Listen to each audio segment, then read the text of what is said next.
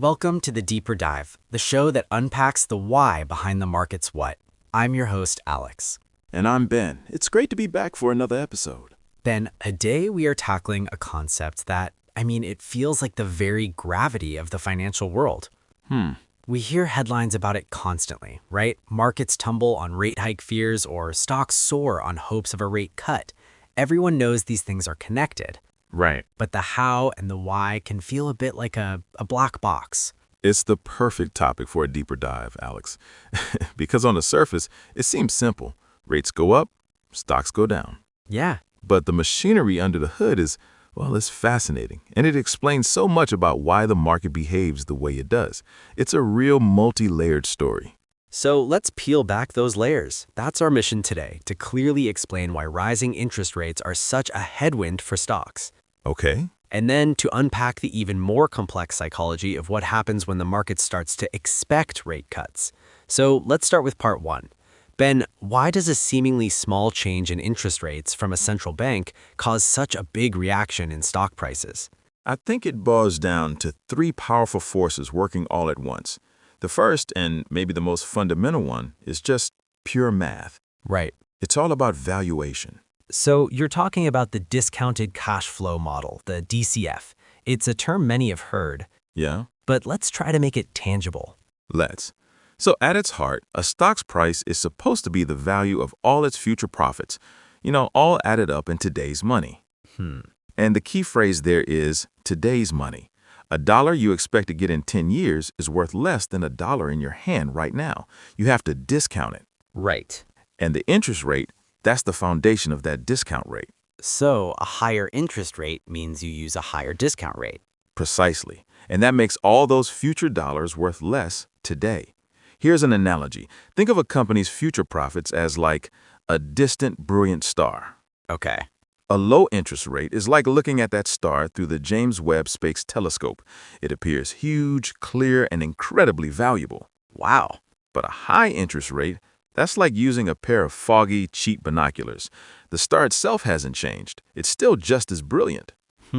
But your perception of its present value has just plummeted. And that's what happens to stock valuations.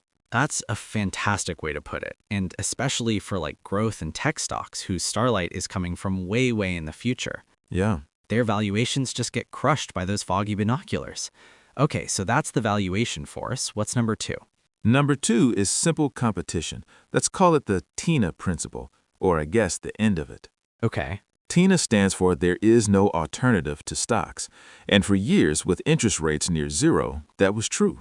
Right. If you wanted any kind of return, you had to buy stocks. But when interest rates rise, that changes. Suddenly, there is an alternative. There is, and it's a very attractive one.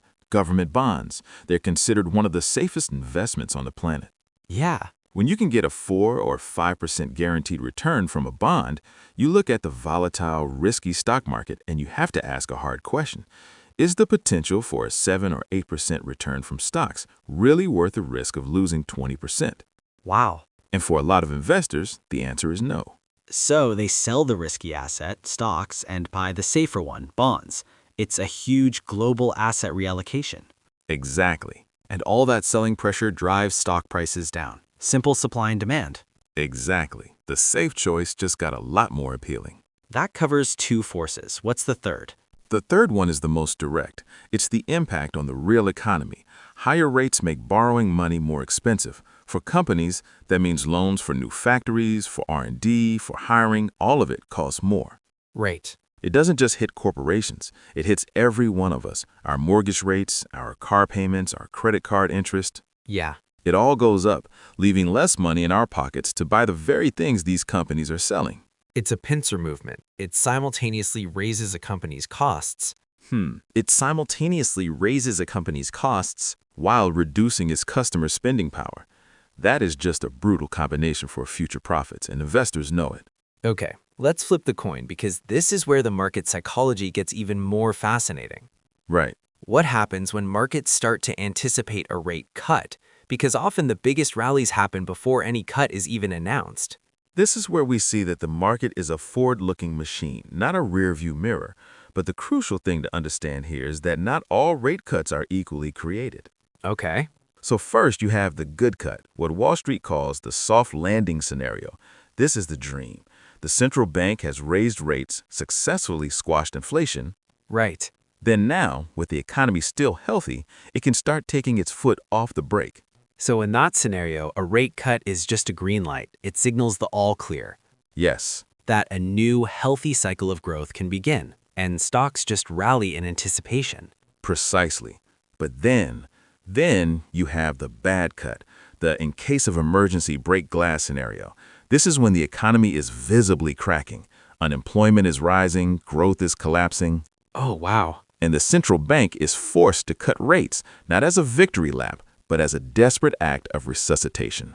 And in that case, the rate cut isn't seen as good news at all. It's a terrifying confirmation of just how sick the economy is. Yeah, It's like getting an invitation to a party. If it's for a birthday, you're excited. That's the soft landing rally.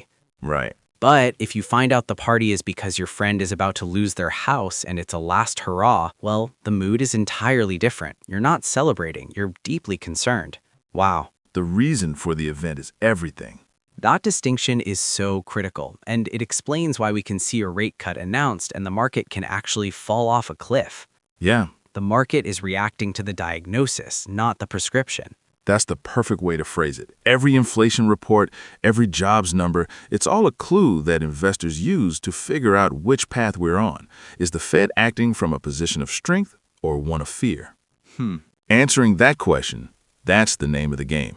An incredible breakdown of the forces that shape our markets every single day, from the cold math of valuation all the way to the complex psychology of expectations. It's the engine room of the market, Alex. It's a real pleasure to explore it. Now, here's a question we'd like you to think about.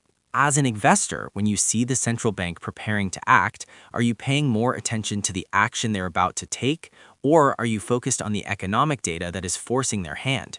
Right. In other words, are you looking at the prescription, or are you trying to understand the diagnosis?